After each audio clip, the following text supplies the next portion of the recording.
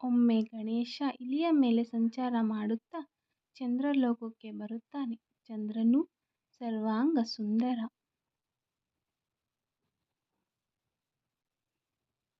ಅವನಿಗೆ ತನ್ನ ಸೌಂದರ್ಯದ ಮೇಲೆ ಅಪಾರ ಮಮತೆ. ವಿಕಟರೂಪನಾದ ಗಣಪನನ್ನು ಕಂಡು ಅಪಹಾಸ್ಯ ಮಾಡುತ್ತಾ ಜೋರಾಗಿ ನಗುತ್ತಾನೆ.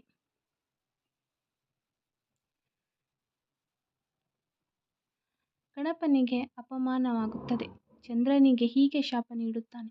ಎಲೆ ಚಂದ್ರ, ನೀನು ಸೌಂದರ್ಯ ಮದದಿಂದ ಬಿಗುತ್ತಿದ್ದೀಯ ಮೂರ್ಖ.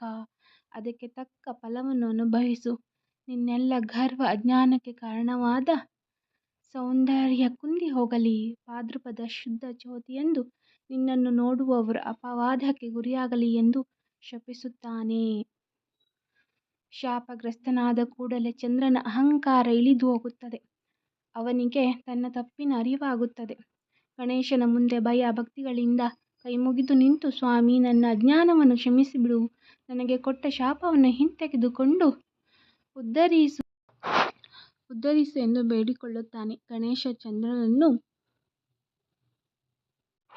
ಕ್ಷಮಿಸುತ್ತಾನೆ. ಚೌತಿಯ ದಿನ ನಿನ್ನನ್ನು ಮಿಥ್ಯಾಪವಾದಕ್ಕೆ ಗುರಿಯಾದವರು ಶುದ್ಧ ಬಿದಿಗೆಯ ದಿನ ನಿನ್ನ ದರ್ಶನ ಮಾಡಿದರೆ ಅಥವಾ ಸಮಂತಕ ಮಣಿಯ ಕಥೆಯನ್ನು ಕೇಳಿದರೆ ಅಂಥವರು ಅಪವಾದದಿಂದ ಮುಕ್ತರಾಗಲಿ ಎಂದು ಹೇಳುತ್ತಾನೆ.